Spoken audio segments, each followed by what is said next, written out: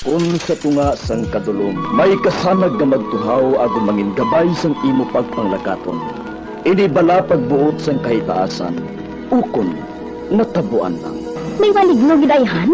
Kung ang isa kapatay hinali nga mabuhi, makasiling ka bala nga ini, isa ka milagro, ukon kahimuan sang siyensya. May impyerno gidayhan? Ini nga pala mangkutanon, pagasabton sa siling nga palatuntunan.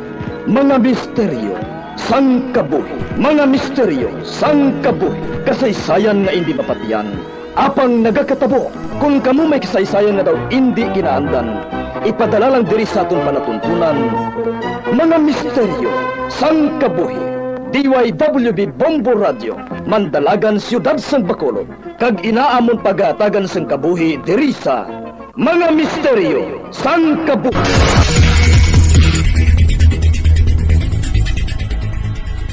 Kada Enero, ang mga Pilipino sa bilog nga kalibutan ang may ara sang kahigayunan nga mag-upod sa selebrasyon sang Ati-Atihan Festival sa Kalibo, Aklan.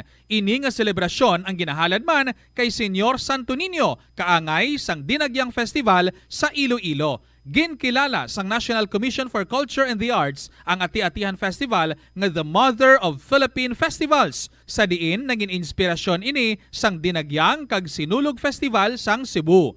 Ang highlight sang Ati-Atihan Festival amo ang tuigan nga paghiwat sang Higante Contest. Linibo nga mga devotees ang nagasiling nga mayara sang miracle nga nagkakatabo kung magtambong sa Ati-Atihan Festival sang Kalibo.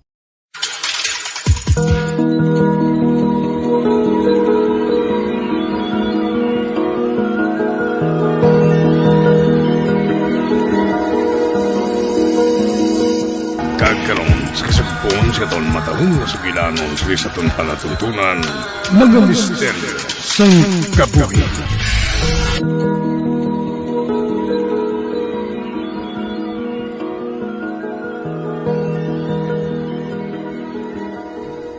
Madali-dali kita, Sonia. Kinahanglan nga makapauli kita dayon. Bay, nga adayaw. Oh, hindi ko mahangpan ang ginabatyag ko. Ginakulbaan ako nga hindi ko mahangpan. Ano? Oh, si Linda, siya ang hinali lang nga nagsulod sa akon kaisipan.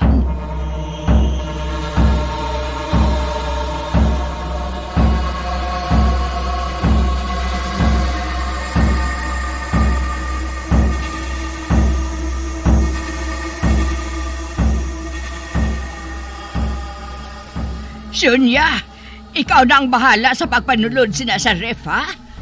Ikaw nang bahala sa mga karni nga ina. Kay masulod ako sa kwarto ko. Oh, Diyos ko. Kalain sa kakulba nga ginabatyag ko. Ari ang pertahan sa kwarto ko. Buksan ko ang pertahan sa kwarto ko. Ari na. Oh, hindi! Dugo! Oh, may nagagawa nga dugo sa sikrito nga pertahan sa kwarto ko. Buksan ko ang pertahan. Ari na. Hindi! Oh, Diyos ko! Si Ismael! Kinakaon niya ang ulo ni Linda! Isira ko pertahan. Oh, Diyos ko. Diyos ko. Si Linda. Ginpatay niya si Linda. Kay nga pala nga nakalambot siya dito. Sonia! Sonia! Dali, ana dire! Dali!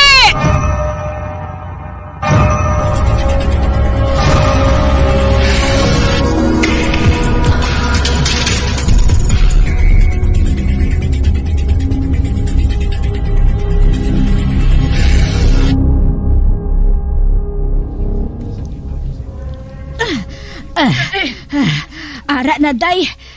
Nasulod na naton sa sako ang lawas ni Linda. Dali ka. Duwangan naton. Ihulog naton siya dito sa Puso Negro. Oo, day, Prising. Oo. Wala siyang may nakahibalo sa natabo kay Linda. Apang wala ako maghuna-huna nga mamurto siya. Kag hindi ko mapunggan ang nagakatapo. Maayo lang gani. Kay may nakuha kami ni Sunya nga siya. Nga pwede siya nga makalibot. Apang wala man ini nag-epekto sa akon, apo. Kag masabi ko siya ginahambalan. Nga hindi magkalipat sa ginapaandam ko sa iya. Siya sina. Makalikaw siya sa sekreto sa pamilya. Apang tungod kabahin man siya. Sa hindi madugay, mahibalan gid niya. Kag wala gid ako magsada. Kay sa amat-amat, nagapangusisa na si Sandro. Kag maayo lang. Kay nakita ko siya nga nagatindog sa atubang sang sekreto nga pirtahan kagabi. Kag paano kung nabuksan niya ini? Kaginkaon siya ni Ismael. Oh, mabuang gid ako kung matabuin na. Mabuang gid ako. Kag hindi ako makahibalo kung ano ang buhaton ko. Daw gusto ko na gid nga mag-ampo. Gusto ko na lang nga mapatay para nga mapalagyuhan ko ini. Apang nahadlok man ako. Kay kun matabuin na, basi hindi ko na maprotektahan ang akon apo. Kag nahadlok ako sa mga kinapaminsan ni Purita, bahin kay Sandro. Nakahibalo ako nga wala siya sang amor sa kinagot niya. Tungod si Sandro, masami ini nga nagaisahanon sa kwarto niya. Samtang si Purita, ginakantahan para nga matulugan ang anak niya nga demonyo. Hindi ako gusto nga ang bugtong ko nga apo nga matarong mabiktima sang sapat nga si Ismael. Kag sugod sang makahibalo ako sa pagkatao niya. Nadula ang akon gana sa iya. Kag hindi ko siya makabig nga apo, tub-tubsan o. Oh, maayo lang gani, kay wala na ang iya amay. Kag wala ako makahibalo, kun nga hinali lang ini nga nadula. Kag maayo gani ina, kay basi ko nagbalik na ini sa impyerno. Apang hinali ko lang nga makita si Purita nga ginauyatan ang laragway ni Amadeo. Nga ginakarga si Ismael. Oh, sana hibalaan ko. Ato lang ini sa kwarto ni Ismael. Kag nagalibog ang ulo ko kung paano ini nagakadto ka Sandro. Pagkatapos, hinali lang, nag-wild si Purita. Tungod nakahibalo ako, nga ginahigog maghihapon niya si Amadeo. Kag ako ang ginasakitan para kay Gregorio. Mahal gid niya si Purita.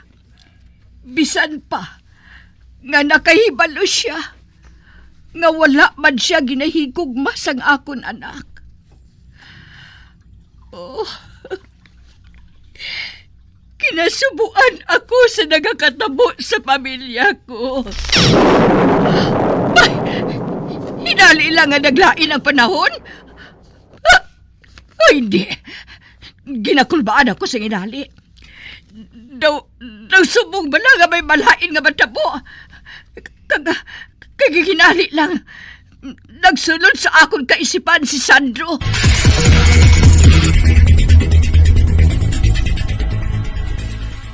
Kada tion sang kalamidad kaangay sang bagyo, kinahanglan mangin mahinalungan sa paggamit sang kuryente agud malikawan ang peligro.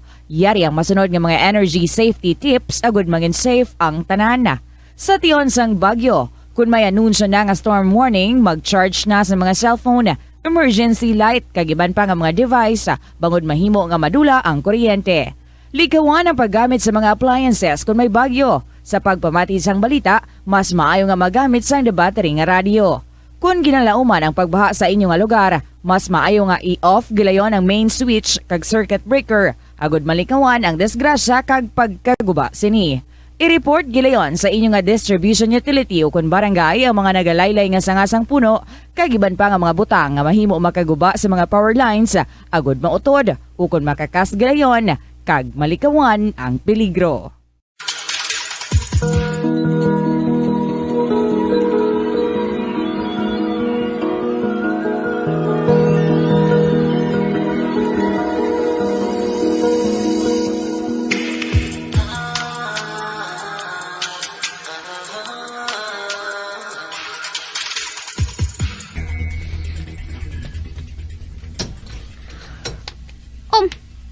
Sandro?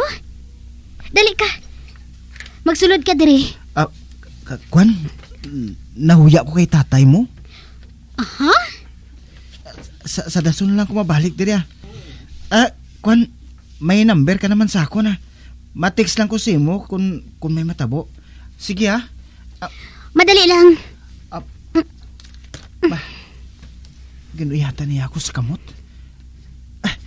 Ngaanan si? Sandro, kung ginapaminsar mo nga akig si tatay sa imo, nagsala ka. Dali ka. Magsulod ka.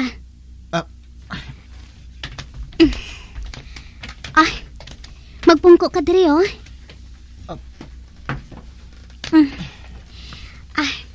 Madali lang gid ha. Kay may kuhaon na ako sa kusina.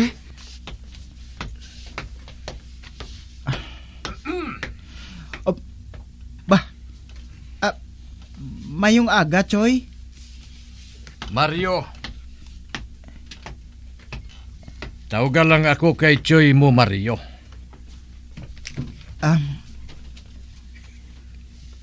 Ikaw bala ang apo ni Presing?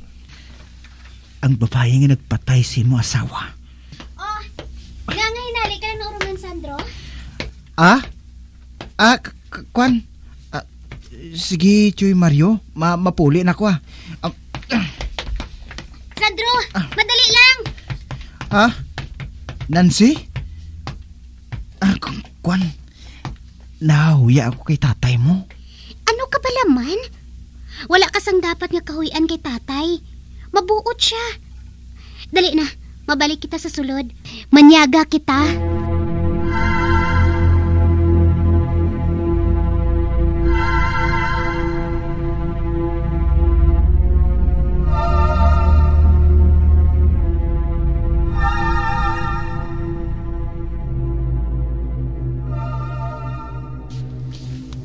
Hindi ka dapat nga mahadlok sa akong toto. Kung pinsaron gani, ako ang dapat nga mahadlok. Si tatay bala mo. Hindi na bala pagsunluga si Sandro, tay. Nagalahog lang ako, anak. Nakahibalo ako. Nga wala ka pa sang nahibalan bahin sa sikreto sang inyo pamilya, Sandro. Gusto mo man bala nga mapatay ang demonyo? Ang matuod. Wala ako makahibalo kung paano nakaangkon sang amusin na sa amon balay. Pues, buligan ka namon sang akong anak. Pero makauna na kita. Karon na lang kita mapadayon sa pagsugilanon.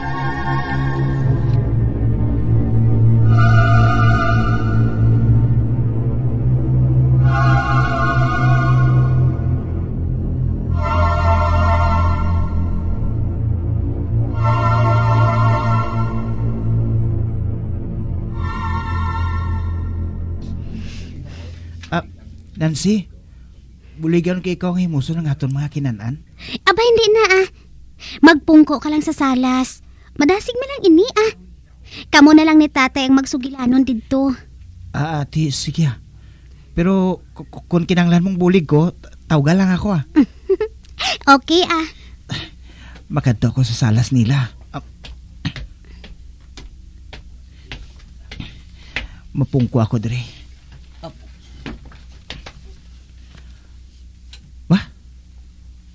May mga photo album din sa kilid sang lamisita. Makuha ko sang isa kag maglantaw.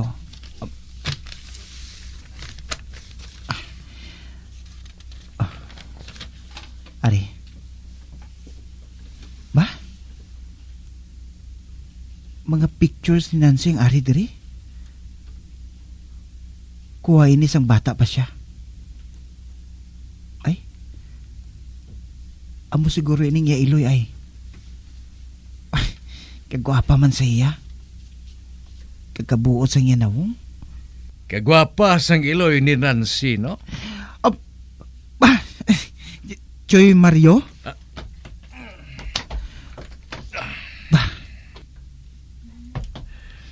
Nagpungko siya sa tupad ko. Abi mo? Mabuot siya nga asawa kag Iloy.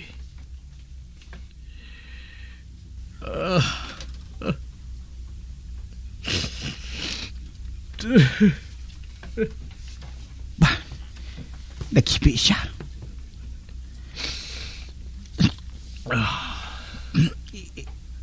Hindi ako makaibalo kung anong ihambal ko. Tungod kabahin ako sang pamilya nga nagpatay sa asawa niya. Naluhoy ako sa iya. Tungod tubtub subong. Mabatsyagan ko gihapon ang ilan na batsyagan niya kasakit. Tungod sang natabo sang asawa niya.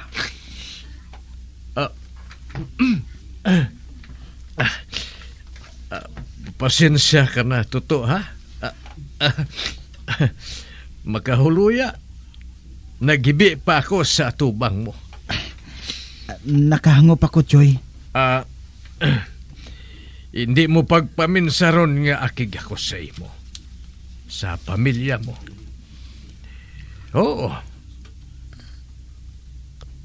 Ilabi na gid sa sapat nga nagpatay sa asawa ko. Nalipay ako nga gusto mo man nga magbulig para mapatay ini.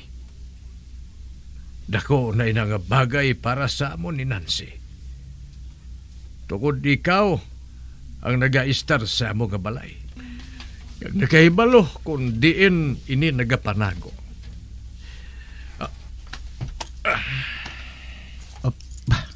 May kingkuha siya sa bulsa niya.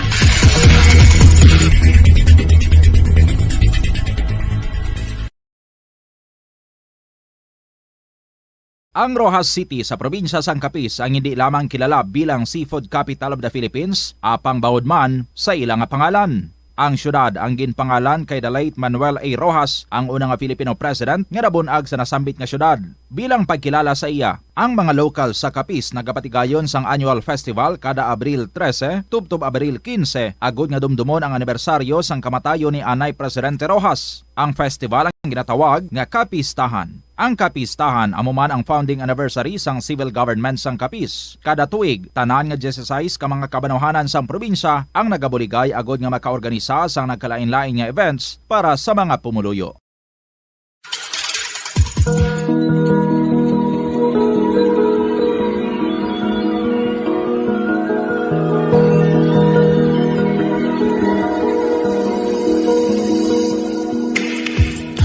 Magabiyan sa tagarinyo sa pagpamati ang magabatang magsukon sa itong sugilanon sa itong palatuntunan. Mga misteryo sa kabuhi. Bombo Radio Philippines. Patuloy na #1 sa drama. Fast Paradyo Bombo!